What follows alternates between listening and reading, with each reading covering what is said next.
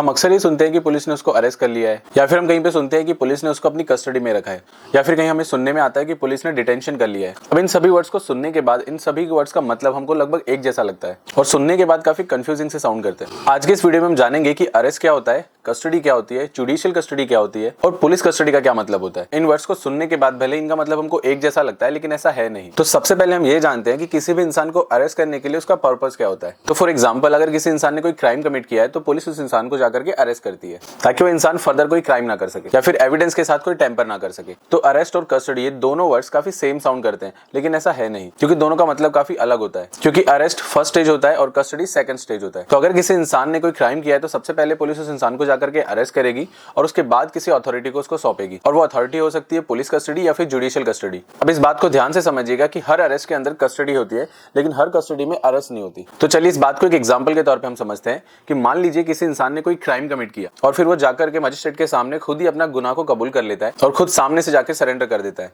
तो ऐसे सिनारियोस के अंदर कस्टडी तो हुई लेकिन अरेस्ट नहीं हुआ, और इसी वजह से हर अरेस्ट के अंदर कस्टडी होती है लेकिन हर कस्टडी के अंदर अरेस्ट नहीं होता। और ये होता है अरेस्ट और कस्टडी के अंदर डिफरेंसेस। तो अब ये जानना भी बहुत जरूरी है कि जो कस्टडी होती है उसके भी दो टाइप होते हैं, एक होती है पुलिस कस्टडी और दूसरी होती है जुडिशियल कस्टडी। तो अब ऐसे में आप ये सोचेंगे ये कौन डिसाइड करेगा कि कौन सा इंसान पुलिस कस्टडी में रहेगा और कौन सा इंसान जुडिशियल कस्टडी में रहेगा। तो अगर किसी इंसान ने कोई क्राइम कमिट किया और उसके बाद पुलिस उसको अरेस्ट करती है तो मजिस्ट्रेट के पास ये अथॉरिटी होती है कि वो डिसाइड करे कि वो इंसान पुलिस कस्टडी में रहेगा या फिर जुडिशियल कस्टडी के अंदर रहेगा। चलिए इस चीज को हम थोड़ा डिटेल में समझते हैं कि पुलिस कस्टडी और जुडिशियल कस्टडी के अंदर डिफरेंस क्या होता है। तो अगर कोई इंसान कोई क्राइम करता है तो पुलिस इंसान को अरेस्ट कर लेती है और अपनी कस्टडी में ले लेती है ताकि वो इंसान फर्दर कोई क्राइम ना करे, और ऐसे में पुलिस उस इंसान को लॉकअप में रखती है, ना कि जेल में।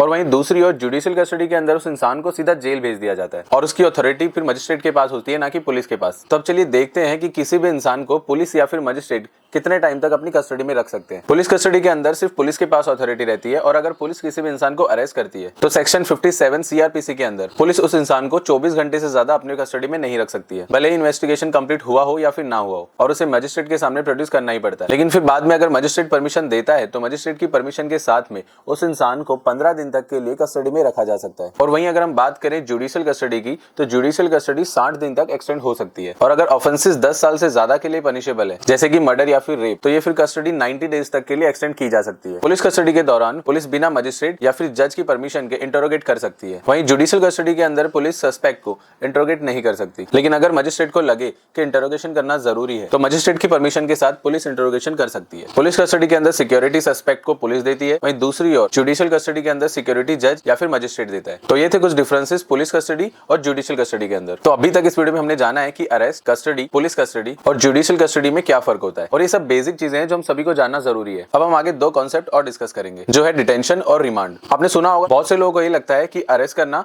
और डिटेन करना दोनों एक ही चीज है, लेकिन ऐसा नहीं है। डिटेंशन तब होता है जब पुलिस को रीजनेबल सस्पिशियन होता है कि इस इंसान ने क्राइम किया है, वो इंसान उस क्राइम के लिए चार्ज नहीं होता। और वहीं अगर हम बात करें अरेस्ट की तो अरेस्ट के अंदर स्ट्रॉन्ग एविडेंस रहते हैं और उस पर्टिकुलर क्राइम के लिए उस इंसान को चार्ज किया जाता है। ये होता है डिटेंशन और अरेस्ट में डिफरेंस। कई बार इनिशियल डिटेंशन के चलते किसी को अरेस्ट किया जाता है। फॉर एग्जाम्पल, अगर पुलिस को लगता है कि पर्टिकुलर किसी इंसान के पास ड्रग्स है तो पुलिस उस इंसान को डिटेन करेगी, और आगे चलकर अगर पुलिस को उस इंसान के पास ड्रग्स मिल जाती है तो उसके बाद फिर पुलिस उस इंसान को अरेस्ट करती है। तो ये होता है अरेस्ट और डिटेंशन में डिफरेंस। तो जो लास्ट है वो अब हम डिस्कस करेंगे रिमांड। जैसा कि मैंने स्टार्टिंग में बताया था कि अगर पुलिस किसी भी इंसान को अरेस्ट करती है तो पुलिस उस इंसान को 24 घंटे से ज्यादा विदाउट मजिस्ट्रेट या फिर जज की परमिशन के लॉकअप में नहीं रख सकती है। इन केस पुलिस को और टाइम चाहिए किसी केस के इन्वेस्टिगेशन के लिए, जैसे कि किसी मर्डर केस के अंदर पुलिस को मर्डर वेपन ही नहीं मिला 24 घंटे के अंदर, तो ऐसे में पुलिस मजिस्ट्रेट के पास जाकर के और टाइम मांग सकती है। और ऐसे में अगर मजिस्ट्रेट को लगता है कि रीजनेबल ग्राउंड है तो फिर ऐसे में वो पुलिस को 15 दिन का रिमांड दे सकती है। सिर्फ एक मजिस्ट्रेट के पास ये अथॉरिटी रहती है पुलिस रिमांड या फिर मजिस्ट्रेट रिमांड देने की, लेकिन पुलिस किसी भी इंसान को बिना रीजनेबल ग्राउंड के 24 घंटे से ज्यादा लॉकअप में नहीं रख सकती है। और अगर पुलिस ऐसा करती है तो उसे इलीगल कॉन्फिनेमेंट कहा जाता है, और ये एक बहुत ही इंपॉर्टेंट राइट होता है एक अरेस्टेड पर्सन का।